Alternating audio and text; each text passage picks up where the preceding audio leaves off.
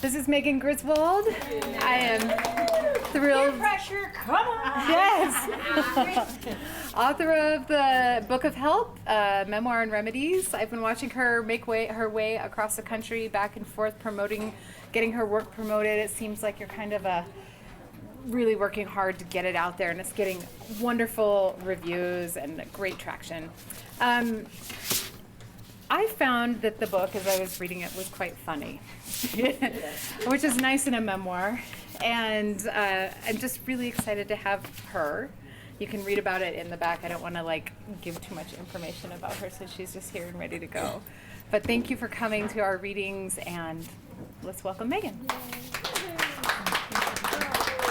Listen, thank you so much for having me. I was telling these guys that the one thing in doing this that's so special is going to independent bookstores around the country, and really it restores some faith and honestly that people are still reading and talking to each other and coming to independent bookstores, and especially in these crazy times.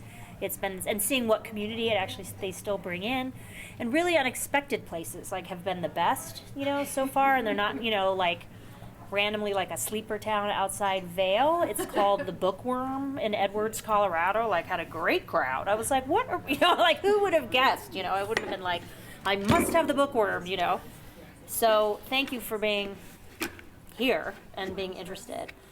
It's a weird thing when you write a book because you don't really think ever it will be read necessarily. So to actually have people who it exists in form and people buy it, is just a miracle. And so how many, a few people have read the book. Has anyone in the back that I don't know, you've read it? Anyone here? No, mostly unknown. Okay, so I'm going to read from the very, very beginning, which is called About Me. And I like to do this where I read a little, and then you can, if a question occurs to you, feel free to ask. I don't care what it is. And the only other thing I'll say is, if you're shy, then I can always read more. No pressure. I was in Lander, Wyoming, which is dear to my heart, and I was like, my God, these are the shyest people in the world, Lander. Come on. So, but it's fine. Okay, about me. I wasn't raised exactly. Well, I was, but more raised through sets of instructions to prepare me for worst-case scenarios rather than for, say, life. Fair to say I overtrained for crises even. Everyone knows that habits of childhood are hard to break, so it turns out, not to brag, and I'm not sure this is something one would ever brag about in the first place, but if it's out there in English, I've probably tried it. And technically speaking, I shouldn't even limit it to English. I've tried a few things in Portuguese. What's the it you ask? That remedy, that discipline, that modality, that thing it ain't cool to admit you've done at the Ivy League mixer. I've logged some 15,000 hours in search of, spanning 40 years and 6, I get cocky because I almost have it memorized, and then sometimes when I look up too much, I'm like, oh fuck. Spanning 40 years and 6 continents. My search is included, but is not limited to, ways to become less neurotic, to become less of a romantic, to develop emotional intelligence, to get over childhood conditioning, to get out of my own way, to find my place in the world, to be successful in love, and to generally attempt to become more evolved 1 micromillimeter at a time. It's said when doing anything, a nearly alchemical event happens right around the 10,000 hour mark. You become an expert of sorts. So I suppose, in an unintentional way, I will declare myself an expert searcher. Whether this drive was due to particularly odd, searching parents or my own sensitive nervous system and anxious mind, I found myself at a young age with an emotional sensitivity that, for a good long while, felt more liability than asset. I was trained early, for good and for bad, to look outside myself for something that might help me have a smoother relationship between me and me. At birth, my parents assigned me a Christian Science practitioner. By age 7, I asked Santa for my first mantra. By 12, I began taking weekend workshops on personal growth. By 27, I tried to go the academic route, figuring I shouldn't overlook the traditional means to develop. I indoctrinated myself into the halls of Yale Graduate School. By 32, I was a classical acupuncturist. Compulsive? Probably. Freak show? Maybe so. Or perhaps, from a kinder vantage point, I'll call it an over-the-top existential curiosity. In spite of my great intentions, by age 30, the family I had chosen, the one I created, exploded. Although, is getting arrested more explosion or more implosion? And for all the training I received, the tuition fees and mantras and first aid readiness, nothing prepared me for handling what came my way. The point? At my darkest hour, if somebody had told me the surefire way out of my predicament was to ditch my clothes and run naked around Balboa Island backward under the full moon singing God Save the Queen in Castilian Spanish, I'd have done it. You might think I'm being hyperbolic. I'm not. Nude, clothed, upside down, right side up, you name it. And the following, a record of my attempts and experiments to become a more loving, more awake, more durable version of myself. I think of it like an off-trail log of the landscape of one person's interior. And this particular log is informed by my affinity for the edges of the bell curve, not the middle. That's my bias. I'll own it here, right up front. I'm drawn to the experiences and stories that are the most private, the most embarrassing, the most cringeworthy, the most taboo, the most, how can I say, the most from the underbelly of our experience, the stuff our culture seems to give us the least permission and least words to put words to, like those times at the end of a party when the really good stuff happens, when most everybody has gone home, but a core set of stragglers is just getting started, telling their deepest, darkest, cracking themselves open on the kitchen floor, all in a huddle after the coffee or all the beer, or the only decent dessert has run out. So in these pages, you will find me reporting from that place and that place in me. That's where I've learned the most from others and inside myself. When I wasn't learning, I noticed it's where I felt the most alive.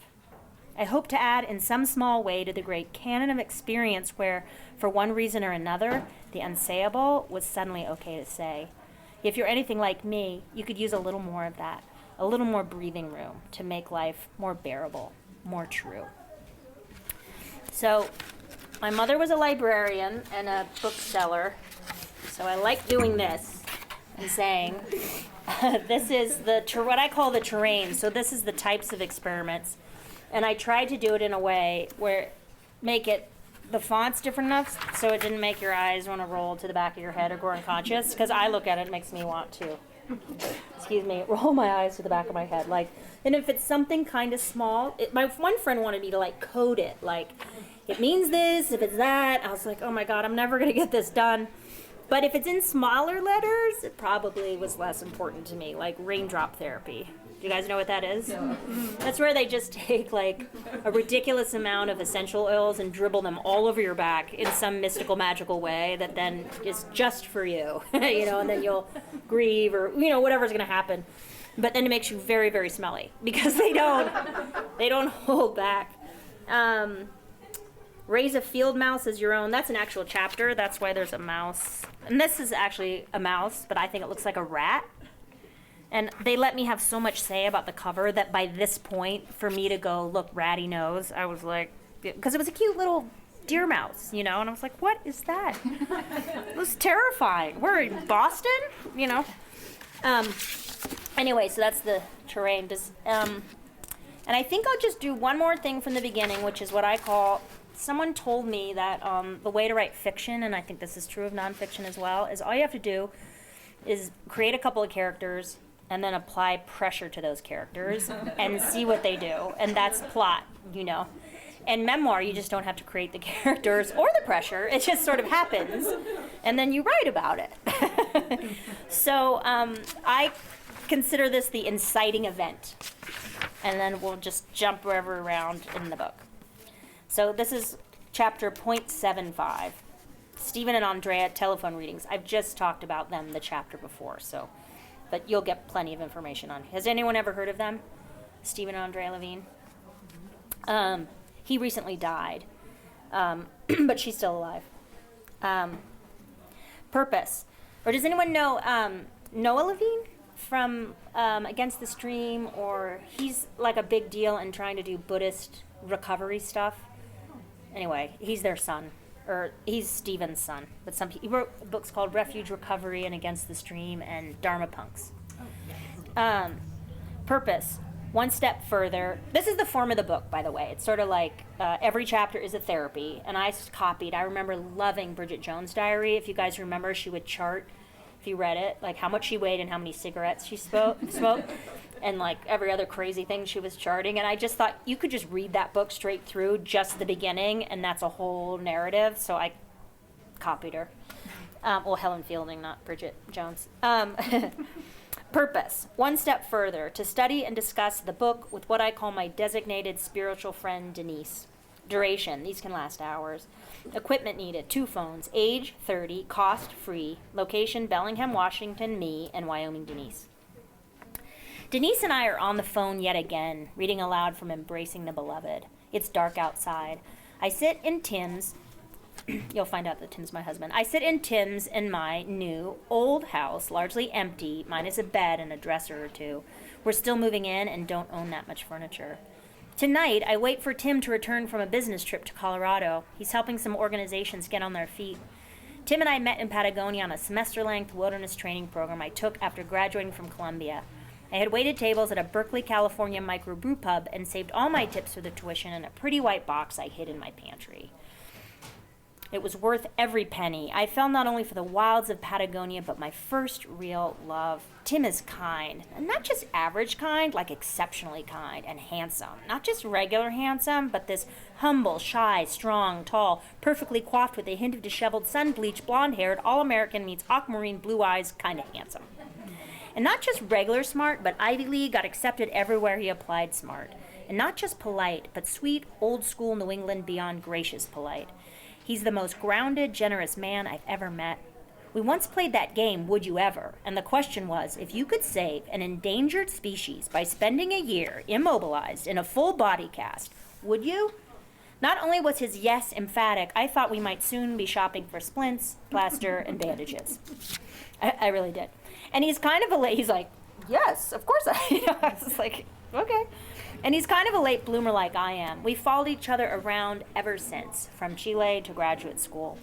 And here we are, 5 years in and newly wedded, fresh off the glow of our crunchy, modern, hippie wedding in the tall grasses at the edge of the wild Sinilkameen River, where we said our, of course, handwritten vows, barefoot and bathed in Mary Oliver, his, and Pablo Neruda, mine.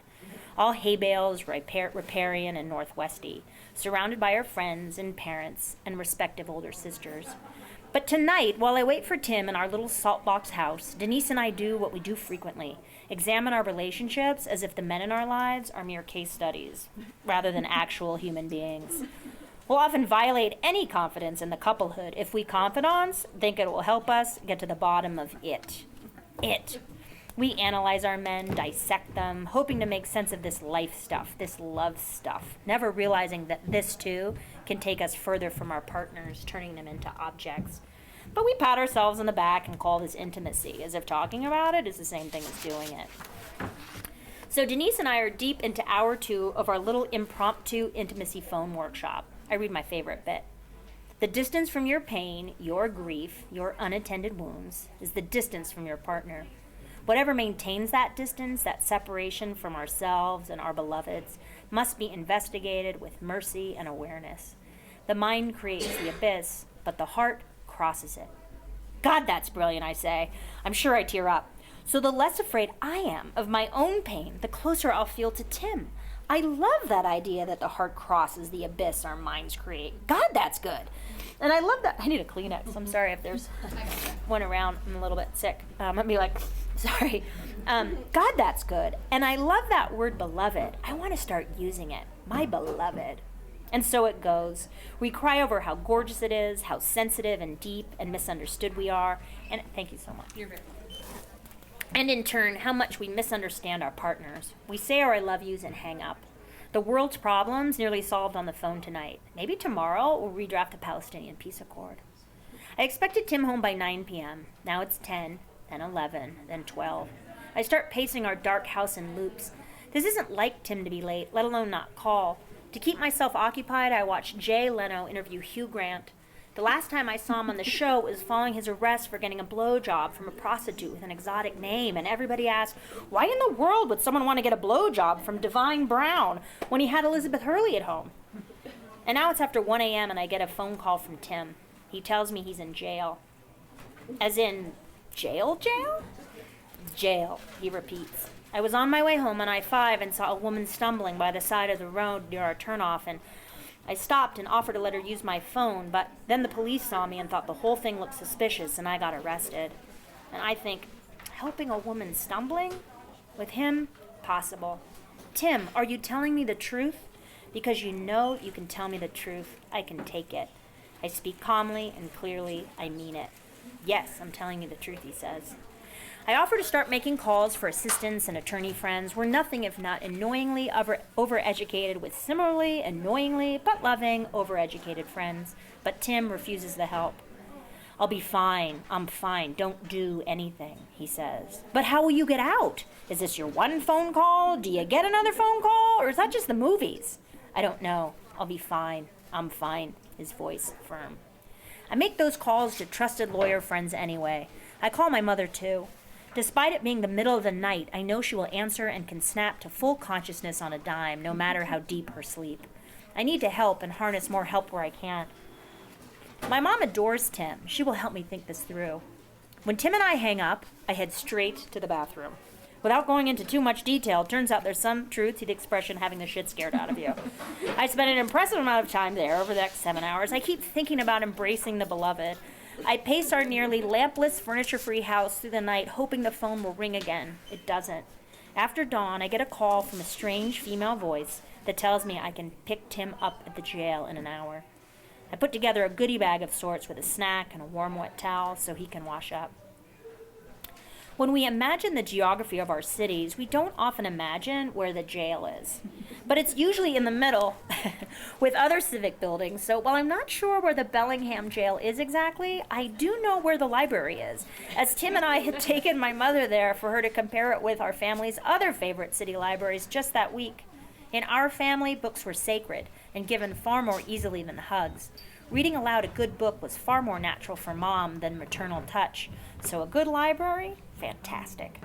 I look up the jail address and get Tim's goodie bag, re-microwaving the washcloth one last time so it will be warm like they provide at overthought restaurants between courses. I head downtown. After a few wrong turns, using the library as landmark, I pull up to the loading zone. I see Tim standing in front of the jail wearing the suit he married me in. The vintage olive green coat over his arm, white sleeves rolled up. He looks older. He'd always looked so young for his age. My friend Nessus in second grade has always called him Opie with a bod because he had such a sweet, innocent face atop one spectacularly broad chest. But there he is, my beautiful husband, looking like the saddest person in the world. My heart breaks for him. I know whatever has happened, that I love him, can see his beauty.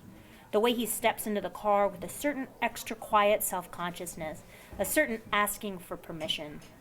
I also know, as sure as I know my own name, that whatever his truth, I have zero interest in adding to the look of suffering and shame I now see before me. My only hope, in fact, is to lessen it. This, the one clear thought I've had between last night and now. Amid the mystery, just one clear thing. My role as his wife and partner. To support the navigation through whatever waters he finds himself, or through whatever waters we find ourselves. I picked this boat, he picked this boat, we picked this boat, but neither the waters nor the weather can ever be predicted. Herein lies the tricky part, having some agreement on whose waters one or both of you are in. We start driving south on I-5 to get his car. He directs me to keep driving past the route home. Glancing back and forth between him and the road, I ask, I thought it all happened right before our turnoff. Why are we heading way down here? There's a vast silence. My stomach drops. Let's just wait to talk about it when we get home, he says. Oh, no. So that's the inciting event. And when I started writing the book, I really wanted to write about this relationship because as it unfolds, I just don't believe that there are like bad people and they do this and like good people, they do that. Like, people with challenges come in all forms. And when I was writing about it, I thought, when we're in pain, you turn to what you know. Also, I didn't want my book, or whatever this was becoming, to sound like a Lifetime movie of the week book, which I felt like there was potential. And I felt like, when we're in pain, you turn to what you know to do, right? And what I knew from the culture of my family was to turn to all these different things to try. So I went like on steroid version of problem solving within my marriage, for what is about to unfold in the way that I had learned to do, watching my parents, seeing what I did.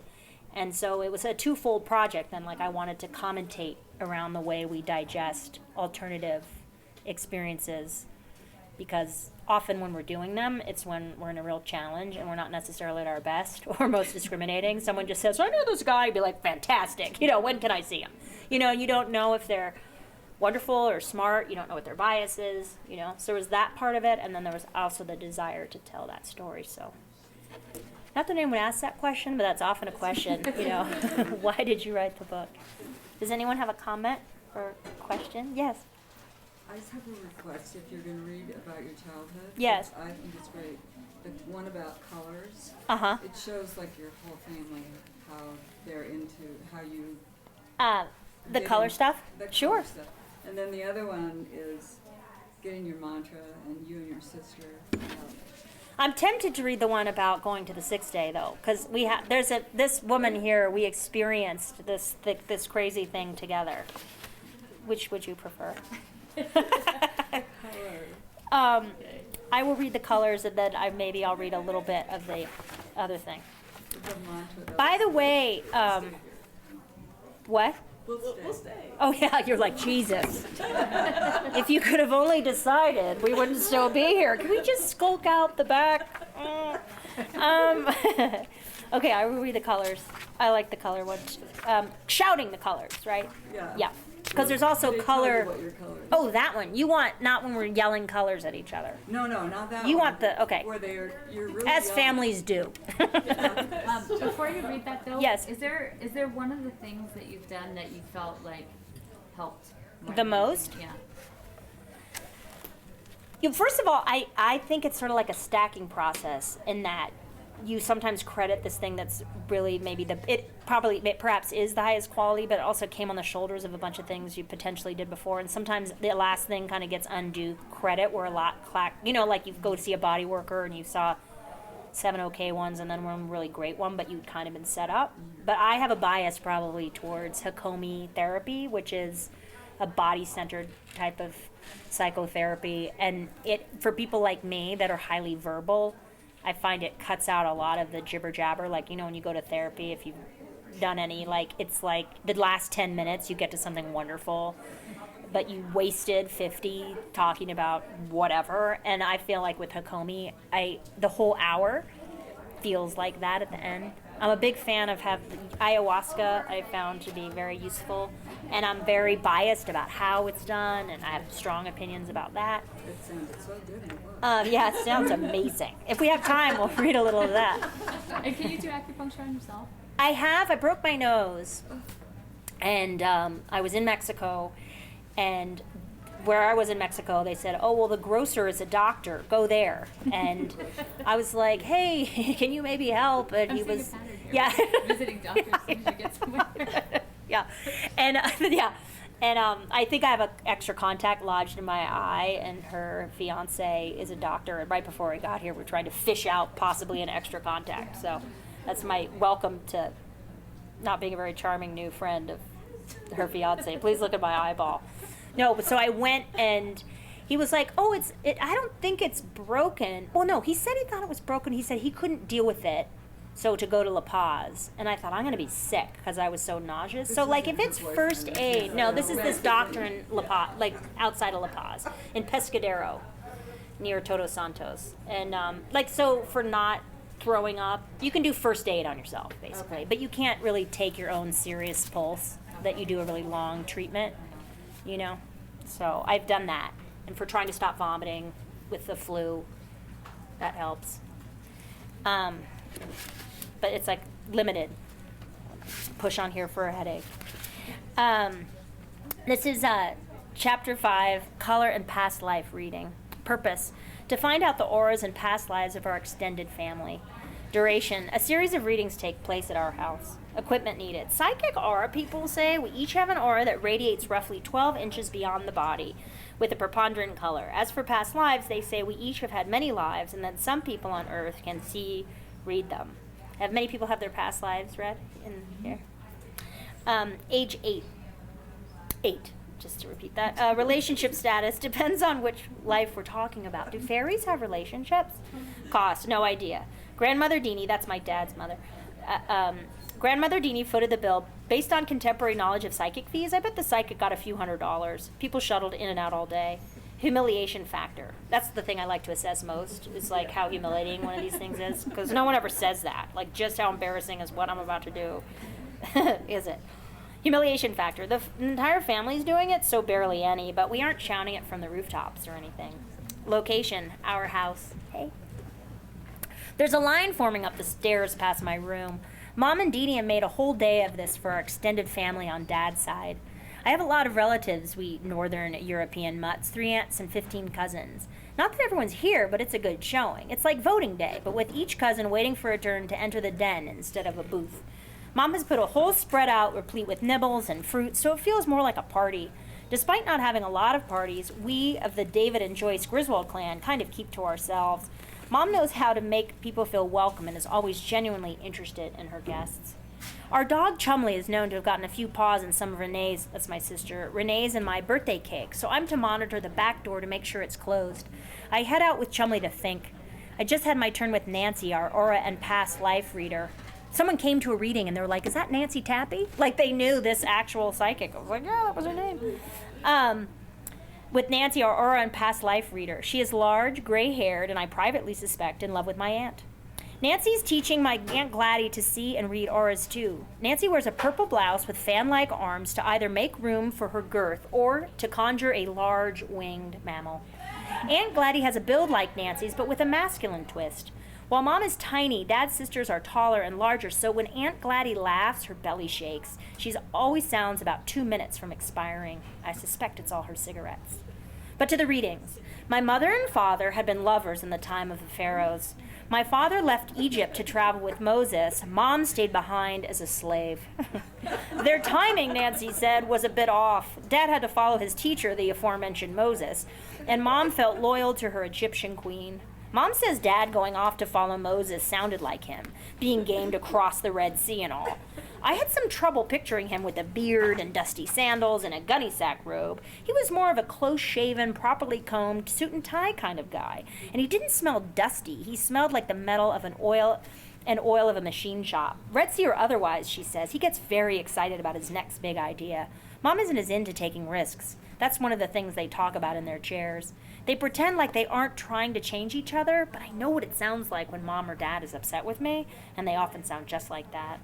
In a different past life, I suspect a few centuries later, Nancy wasn't big on the timeline. Mom and Renee were fellow Buddhist, Taoist, Shinto nuns together in Asia. I'm not sure of their exact denomination, but they were nuns and friends and somewhere on the Asian continent and shared a nun lifestyle. I bet they were good nun buddies. Mom would love the nun homework, and my sister would have excelled in the prayer position. And they both adore ponchos. Deanie had one life and with my mother as well. I'm jealous. As it turns out, a few lives back, my father had killed my Aunt Gladdy, which, to Gladdy, never a huge fan of my father, this explained a lot. They'd been fighting silently for years. My father, the black sheep, leaving the family valve business and church. I got a different sort of past life update. I settle into our giant leopard bean bag. Nervous to hear, I tuck my arms under my knees, not all splayed out like normal. Nancy's in a chair, as I think if she got down in the bag with me, she'd never get out. I imagine she knows this. This beanbag is still the heart of our house, where Mom will read us Winnie the Pooh and The Wind in the Willows and every other great book she brings home from the children's bookshop, where she's worked for years. We're getting into older books like Bridge to Terabithia. It's so cozy that Dad sometimes falls asleep when we're doing it. You were a fairy, Nancy says, a blue fairy. Fairies often live on or near mushrooms. Do you like mushrooms? What? That means this is your first time on planet Earth. My first what? I look up at her quizzically. If I were bolder, I would ask to start over. Megan, I'm getting, this is your first time on the planet, what we call Earth. There are other names, but what? Did you ask if I like mushrooms? I don't like eating them particularly, but yes, do you like mushrooms? I've dreamed about them, about being upset when people kick dirt on them, like ones on edges of trails with spotted tops. Yes, I see. Nancy was closing and fluttering her eyes strangely. Did you say this is my first time here? Are you sure it isn't Renee's first, or my mom's, or Deanie's? Maybe my Aunt Donnie, Dad's oldest sister, was downstairs. She always seemed a little arty and out there, with lots of floral, laughter, and oil painting. I loved how she laughed. I liked her. I didn't know if I felt like her, but I liked her. I didn't like this alone business. I won't talk about others, but I can tell you I'm getting this strongly. Why is it I have to be the only one new to the planet? It matched how I felt, but I didn't like hearing it. I don't want to sound like I think I'm special because I know everybody is, so I don't like this topic, feeling different. But when I feel sad, my crying feels big and comes out with a roar. When I laugh, it comes louder and faster than the rest and seems harder to stop. When I don't understand something, I really don't understand, and my questions are always longer and more complicated. It's embarrassing. I don't particularly like this about myself. I mean, sure, it feels good to laugh, but I often seem to feel things are funnier when funny, sadder when they're sad, and more confusing when confused. I worry I tire my parents out, but I can't seem not to ask. When I try to be quiet, I seem to not do that as unnoticeably as the quiet people. Suddenly somebody wants to know why I'm so quiet. When I told Mom, Dad, and Renee at dinner this new to the planet stuff, they slowly nodded. Mom said, "Of course. That absolutely makes sense." They laughed and looked at each other like they'd heard something that made them feel really smart. I didn't like thinking it was all that funny. Feeling exposed, I studied Renee. More than laughy, she looked downtrodden as if her sandy blonde waves would droop from the discussion. Looking back, what I guess Renee heard was, Megan is different, Megan is special. All I heard was, Megan's on the outside, trying very hard to get in, wherever in is. What do they mean that it absolutely made sense? And what about this other aura stuff? Nancy says I'm a yellow, but everybody else was far cooler colors, blues and violets. Nancy says yellows want to bring joy to others and have tremendous energy, drawn to creative endeavors. Supposedly yellows pick fields like writing, comedy, healing arts, outdoorsy stuff like park rangers. Honestly, specifically park rangers and athletic pursuits. They often have more than one profession in their lives as they like variety and are health nuts. And their biggest fear? Abandonment. Also, Nancy explains, yellows are natural healers. Something about that unusual volume of energy. Apparently I can put it to good use. She instructs me rather ominously. One last thing, she says, as she leans down into the beanbag and into my eyes. Should you ever find yourself near a car accident, put your hands gently on the injured party ever so subtly. What am I supposed to say? Stand back, I'm a yellow? I should be writing this stuff down. Energy, new to planet, hands. I'm not totally alone on the fairy front, though. Deanie says she has a guardian angel named Kessela, who has saved her from numerous mishaps. I'm not sure I believe her, but I kind of do. She mentions Kessela often like it's the most natural thing in the world. If Deanie wasn't an actual fairy, at least she knew one. Angel, fairy, what's the difference? And like me, Deanie's loud and her laughs are big and slobbery, and she tells the best stories. Among them, a near fall off a cliff before Kessela yanked her to safety. Maybe being a blue fairy is something like that. And I did have that dream about mushrooms. But if I was a blue fairy, I didn't understand why I was a yellow or a human now. To get the most out of the deal, I brought Nancy a big baseball card stack of my friend's school photos. Mom said if there was time, Nancy could run through the photos to identify my friend's auras. I wasn't sure I believed this color business, but how did you prove there weren't auras? My scientific method? To see if the description of the colors matched my friends'. Most of my friends were blues, which is supposedly somehow opposite of a yellow. My entire family is blue, except Dad, who's violet. Blues are super spiritual, but I have a hard time taking love in or something. They say blue parents unconsciously try to get their kids to be dependent on them. Violets are visionary and powerful and kind of out there. Yep, that fits. I try to remember the formulas of the color wheel. Nancy says it means my insides are the same as what my friends and family show on the outside. Like blues are emotional and nurturing, whereas yellows hide that direct care and emotion and help by being entertaining or bringing energy to the group. Blue sounds better, more serious. I would rather be a nurturing blue than feel like I'm loud or from another planet or too bright and yellow like the sun and make people squint or turn away. I don't like to be forgotten, but I'd rather not stick out either. I fear I'm too much, like I came out of Mom raring to go and I'm too loud, too sad, too happy, too. At least I'm not a crystal.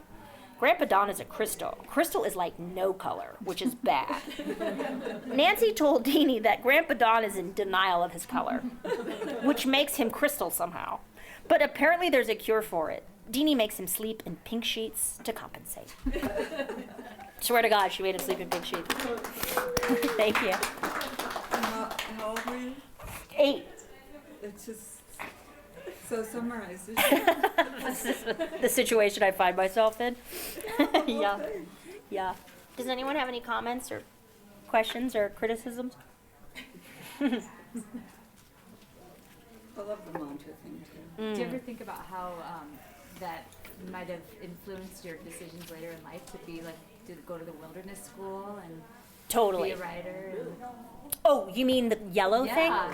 I know, isn't that weird? Because I'd already been I went and reread what they said about yellows to remind myself, and I was like, honestly, park rangers, and I worked as a mountain guide for a wilderness school. And I mean, it fits, right? Yeah. And the other thing that fits actually is I became an acupuncturist, and we diagnose by color, sound, odor, and emotion. And I do think it's fun because I'm quite pragmatic about these things. I'm not, if you have friends that are really into stuff, I'm not the one that's like, this will blow your mind, you have to go do it. I'm actually more of a cynic in some way. Like, I'm not front-loaded to think it's all going to be amazing, if you know what I mean. Do you know those friends that are like, oh my God, you have to go do these things that'll change your life? I'm a little bit like, well, we'll just see. And also, I never really wanted my mind blown. I kept picturing, like, little bits of gray matter, It'll blow your mind. But that said, the kind of acupuncture I learned to do, you diagnose by color. And it's that, you remember those 80s posters that if you looked at them and relaxed your eyes, you would see a 3-dimensional thing?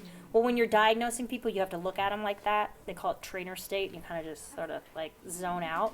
And the color emerges here and kind of around the eyes and a little bit around the mouth. And I'm a yellow. And I was like, well, okay. So, with a white. It's a fun party game. I can teach you later, like how to diagnose people. Okay. Anything? Anyone? I might read from an adult thing. I might read this. Ayahuasca. Oh boy, everybody's gonna So this is from, this is past a section of the book called Madness, which I like very much, which you will meet a character named Nut Job. This is an aspect of myself, and it's sort of after that, it's into another section called Constellation. 78, and I will do a little bit of trying to not do a spoiler alert. So I will do tiny edits. Chapter 78, Drink Ayahuasca with the União de Vegetal. And by the way, this is an audio book, and this chapter, nearly, because to say ayahuasca in the way that Brazilians say it a particular way, whatever, like it's spelled, this church spells it and says it, this chapter nearly killed me. Drink ayahuasca with the União do Vegetal. I have to only say that about 10 more times while we're reading. Purpose, a spiritual practice based on mental concentration for self-knowledge. Michelle, ever practical, she's my friend here in Lander, Wyoming, thinks I'm looking for trouble with this one. Coco gets it. She's my blind friend who also helped edit this book, and she's this eyeball right here. Duration, about 5 hours. Associate with the UDV church, and you can do this twice a month. Equipment needed. The tea itself, of course, a picture of Mestre Gabrielle in the front of the room, a circle of green Rubbermaid chairs. Age 37. It's suddenly my birthday again. My, how time flies when you're kind of stuck and stumped. Relationship status. I believe Laird would like me best if I were in a permanent state of having come out of general anesthesia. I'd like him to stumble onto some ambition. Neither of us is winning an award for acceptance. Employment, acupuncturist, my vocation, writing, singing, lessons, studying interior design, reading about Alzheimer's, and North Cascade hiking, all avocations. Cost free, by invitation only. Humiliation factor. Humiliation isn't the right word here. If the term were intensity factor, we'd be locked and loaded. Location, South Seattle, Washington. This is a quote. If you have any inkling you don't want to go the whole way, I think it's better you get up and leave right now. Because once you know, you cannot stop knowing, and you might as well get on with it. Ram Dass. Do you have the force? Do you have the light? The answer to these two questions is either yes or still waiting. I sit in an open session, still waiting, I say, in the butchered Portuguese I learned 40 minutes ago. I sit in an open session with members and guests of the União de Vegetal. Literally translated, it means the union of the plants, a Brazilian Christian religion based on the use of ayahuasca and the teachings of José Gabriel da Costa, or Mestre Gabriel, a doctrine that teaches the love of fellow humans and the practices of goodness, all in accord with the teachings of Jesus. My friend Heather invited me, as I showed interest over a year ago.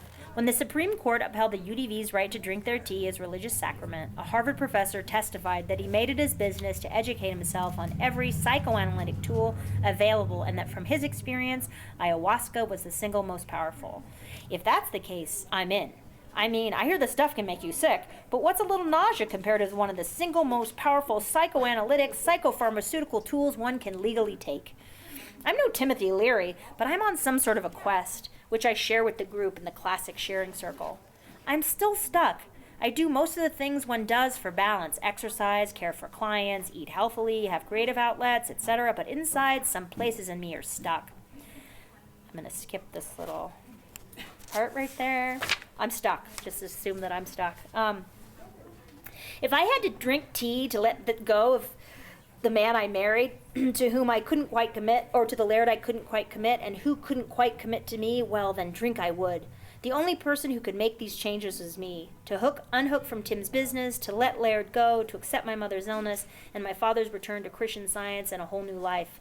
He's living in Tahoe now, teaching Christian Science Sunday school, and it challenges me that he's still chasing some new business idea, this time involving tilapia fish, cold fusion, or fuel cells, something or other, and organic farming in prisons. Not all together, mind you. Well, I'm not totally sure, but of equal interest, I guess, and it hooks me at this age that I still fantasize about a dad who's more interested in Renee and me than farmed fish. Some traits, like his dream chasing, I could set my watch to. Others, like the Christian Science revival, catch me off guard. Renee, on the other hand, and unlike me, is not about to ingest ayahuasca, and instead is doing a very nice job creating a more traditional relationship with a husband and baby. She got baptized a Lutheran, joined the NRA, and practices her accuracy at the gun club. I hear they have pretty good music on the weekends. At the other end, I'm drinking some sort of psychotropic tea and bracing to vomit my brains out so I can make better choices. Go figure. If ayahuasca had helped me let go of fatherly or male relationship challenges or the guilt I feel over mom, well, I'm totally, totally in. I told the group, I have certain beliefs and a certain lack of optimism that doesn't serve me. And while I know this, I can't seem to change my mind. I suspect I'm not so much stuck on a guy, I'm stuck on being stuck on guys and hold unrealistic expectations about my family. A fantasy that must end to make room for what's real. I promise you, if there were a magic pill to take, I would take it. An incantation to say, I would say it. Perhaps it's mere stubbornness and I need to find someone with a big enough sledgehammer to strike a titanic blow to my head. The group nodded kindly. And ayahuasca sounds like the most sledgehammer thing I can think of that I've heard about. More nods. Letting go, you just have to do it. Like leaping out of a plane. My general relationship with it, however, mostly involved being on very good terms with its opposite, holding on. In fact, barring a workshop or violent crime that literally chopped off my hands, I wasn't so sure I could ever learn letting go. At some point, it only makes sense that I try at least one church, right? To be fair or something? Okay, so the UDV isn't exactly a classic church experience, but it's as close as I can come. In the beginning, my main worry was that I wouldn't be given enough tea. I remember being handed my glass like cloudy apple juice and trying to lick every last drop out of it. I feared they would underestimate given my relatively small size, when really I figured the size of the dose should be determined by the stubbornness of one's spirit. We approached the front and Mestre William for our tea, one at a time, then returned to sit in our duck-goose-arranged green lawn chairs. Apparently, the Rubbermaid lounger is the chair of choice. We sipped. It was the single most disgusting ingesting experience I've ever had, like drinking rotten dead animal mixed with ammonia, mashed together with the bitterness of 1,000 aspirin, sprinkled with some garbage, and peppered with a hint of battery acid. And then we wait. A half hour in, nothing. Ugh, I really am too stubborn. I'm just someone it won't work on. Maybe I should ask for more. And then it comes on. A buzzing in my ears arises like a million insects on a hot Midwestern afternoon, mixed as many model airplanes and Husqvarna chainsaws rising and falling violently inside my ears. No question, this can be adopted immediately as a new torture device. Holy shit, I'm gonna die. Like, really, make it go away, make it go away. I gotta get out of here. I launch out of my green Langer through the French doors to the yard and the nearest tree to commence vomiting something that looks more like brown sea foam than the can of Progresso chicken noodle soup I had for lunch.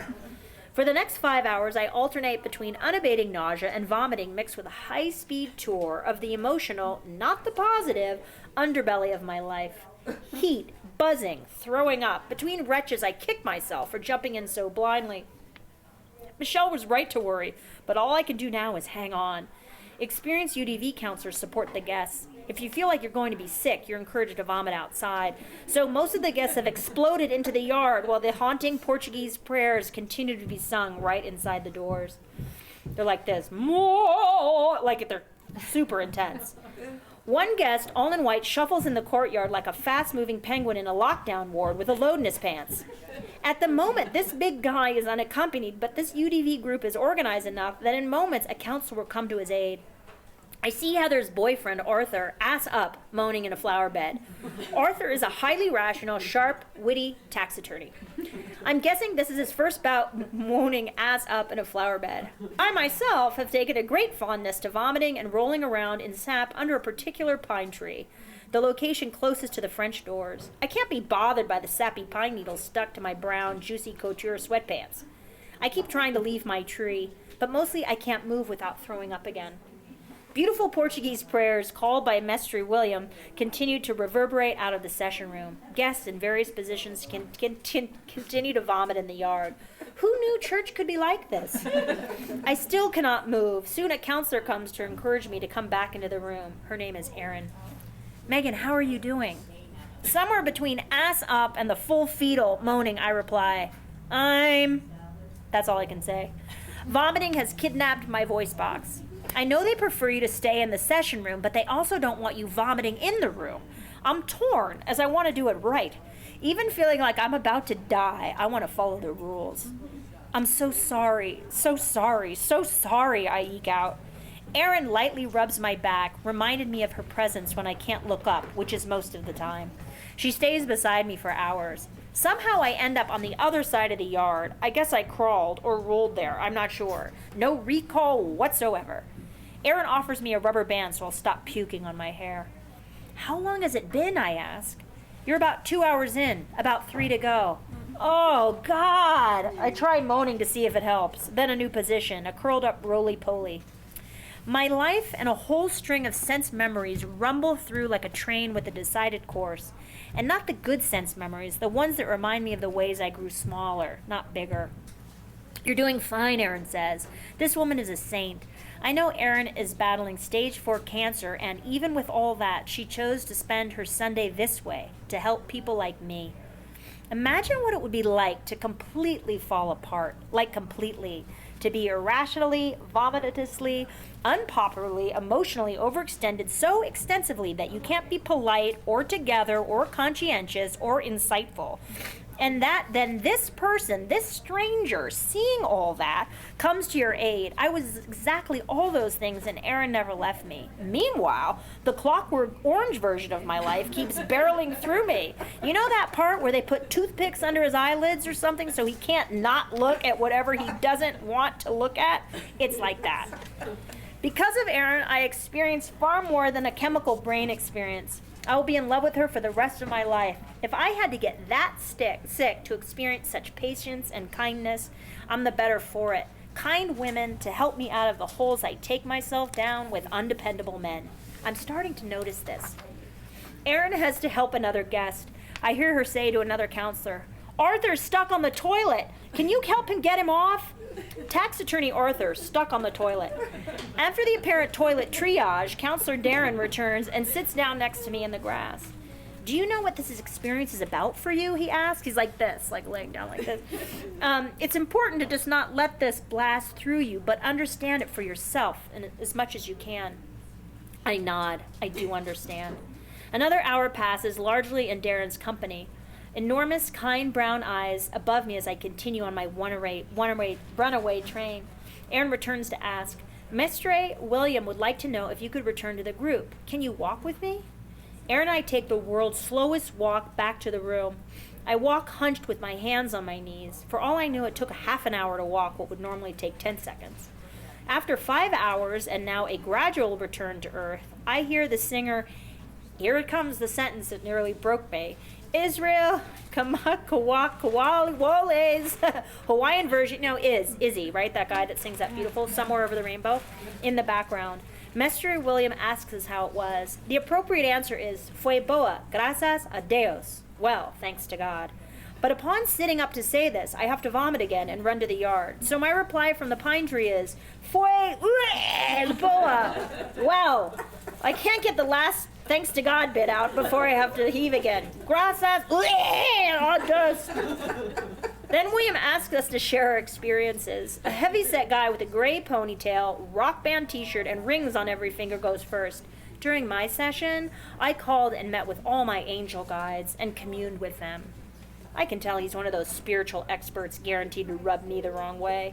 He appears to talk mostly to make sure we know about his previous trainings that allowed him to call on his various forces and gods. It's all about us dancing together. My gods danced with me. I chose to engage them, interact with them. I couldn't fathom how someone could drink this tea and still have any sense of identity, authority, not to mention dancing ability. Maybe they hadn't given this guy enough tea. I myself just tried to hold on for dear life while feeling head to toe blown apart.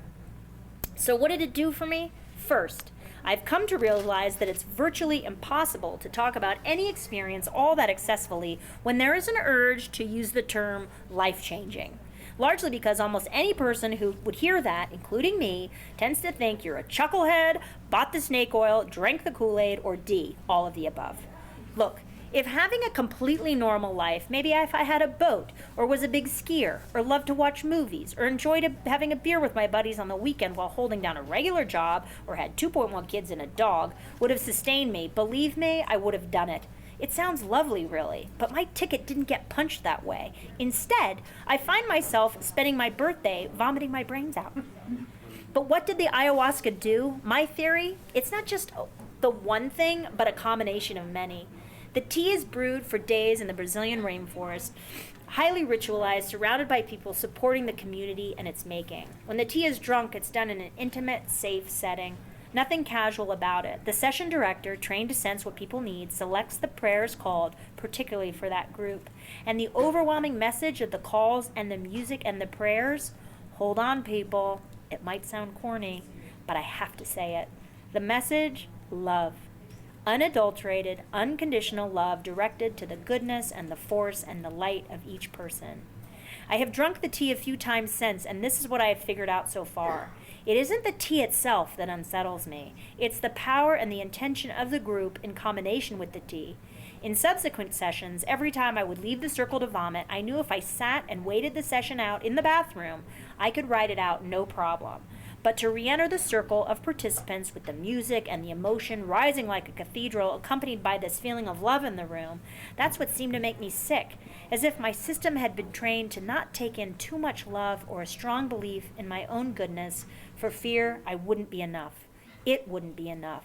But the power of the tea is that it forces my nervous system to receive more of what is actually here, a group of people gathered to wish one another well and find communion with themselves and that unexplainable sense of something larger. And lo and behold, each time I left the circle to barf, I would feel a smidge more like my normal, less drippingly positive self. And this would make me feel less sick. And each time I would re-enter the circle, I would feel the calls pulsate my body to the point of uncontrollable nausea. I would try to sit as long as I could to take in the kindness I could feel, up until the point of retching, waiting till I couldn't bear it another minute, and then would set my mind to bear it a minute more. When it got too much, off I would go to the bathroom or to the little plastic-lined trash cans dotting the entryway. But I would eventually return to the group, taking in tiny bits of kindness one at a time. Now, don't get me wrong. It's not that no one had shown me kindness in my life. Far from it. It's that there seemed to be resistance in me or a lack of recognition to know how much I could receive. And the new information I could take in was that there was love here for no other reason than my being exactly as I was. Ayahuasca felt strong enough medicine for someone like me, as if the tea said, I don't care what sort of fight you put up, you're going to take this in. Like I got force-fed some really good food, and I screamed and yelled and barfed my way through my first meal. But then suddenly I could taste. Sometimes it's after you start eating that you realize how hungry you are. After that first session, Heather drove Arthur and me home. While we were all together, a storm had passed through Bellingham, and my favorite tree now lay fallen in my yard, split open right down the middle. I stepped over that tree and walked inside. I knew that Laird would be leaving, and I knew I needed to go too. Not to flee Bellingham, the boneyard of my major relationships, but to go toward nourishment, whatever and wherever that might lead. What I would take with me? A memory. About 3 hours into the session, this image began repeating itself. Me, flat on my back, being pulled up to the sky, getting to the top, and trying to open my chest to offer myself up to that sky. But right at the moment I should open, I would recoil in fear and tumble back down, only to try to rise up and try again. Each time at that apex, I would feel this desire to splay myself open, and then this automatic, terrified recoiling.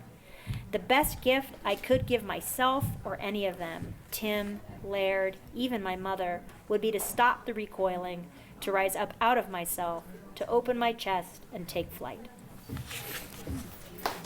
I really want to do it. Does it make you? I'm glad you wrote about it so I don't have to. Yeah. Has anyone done it? Uh-huh. Did you like it? Did you find that to be? Like is probably kind of a... Do you value having done it, I value guess having is the done it. question. Yes. Yeah. Very much so.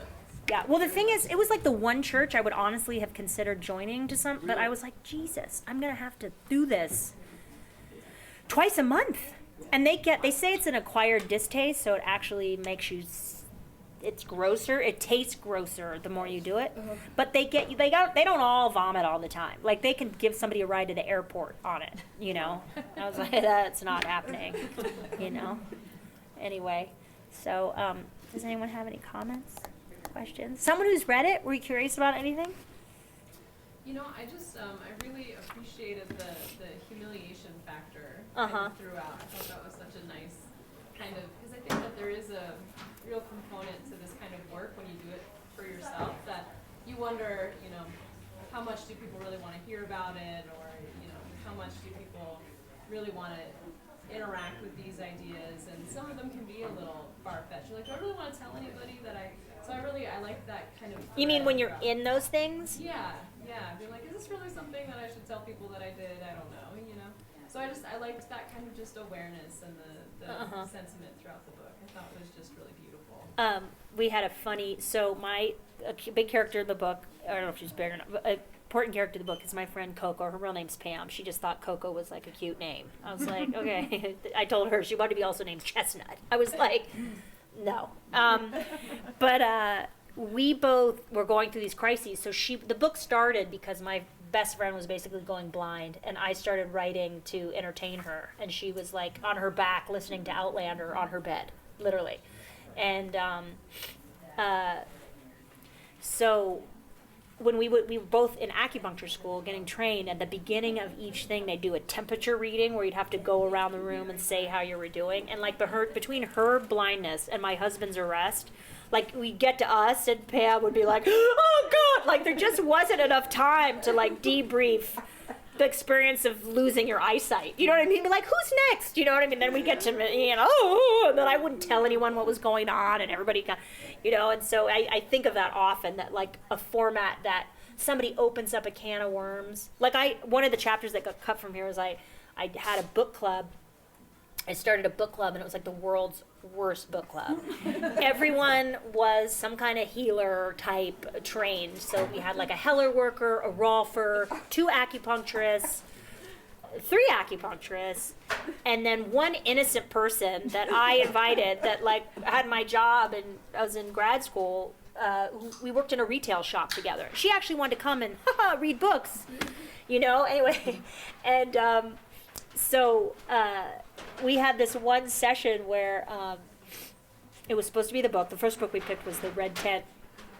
And you remember that book? Yeah. And no one had read it but like me and like one other person. And the husband in the group like wanted to come and scare us, like rap on the window, and he lived next door.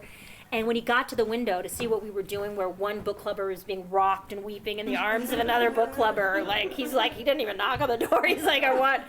And so it was the first thing I ever tried to leave. I'm like, I'm out. Like, I'm getting out. Like, first of all, before you do, I was to the friend, I was like, save yourself, Lisa. Just get out while you still can. Like, all quick to follow. But I remember we had this one night where, like, so books didn't work, then we made stepping stones, then we went to a spa and we got like scrubbed or one of those Korean bath things, like trying to do something, and eventually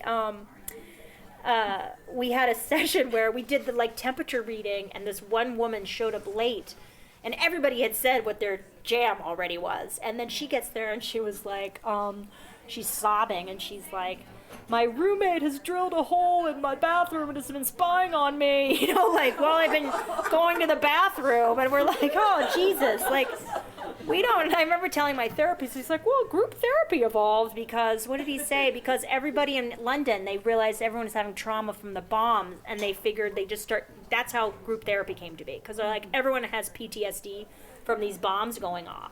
And he's like, and that's why they started ganging people up. I'm like, but this is not supposed to be therapy. It's supposed to be a friggin' book club.